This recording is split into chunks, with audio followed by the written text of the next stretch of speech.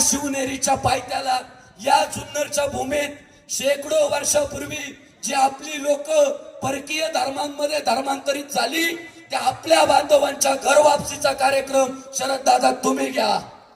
त्यानं त्यांना धर्म, अरे ते झाले, त्यांना मान्य आम्ही याच मातीचे पुत्र आहे. मग का त्यांच्यावर अन्याय, का त्यांच्या महिलांवर अन्याय, का त्यांची संस्कृती बदलायची, विचारसरणी बदलावायची, त्यांचं राहणीमान बदलावायचं, का त्यांना उपेक्षा द्यायची?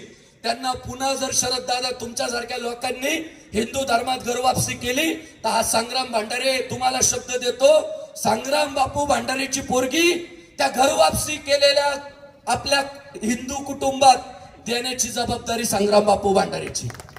अरे राष्ट्र राष्ट्र म्हणजे काय असतं?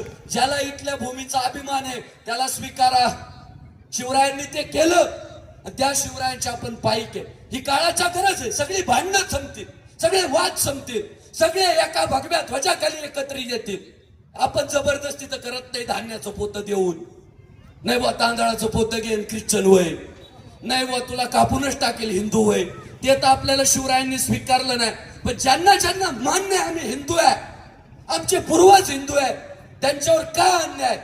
त्यांना पुन्हा हिंदू धर्मात जर आपण घेण्यात यशस्वी झालो तर खऱ्या अर्थानं हा शिवराज्याभिषेक यशस्वी होईल.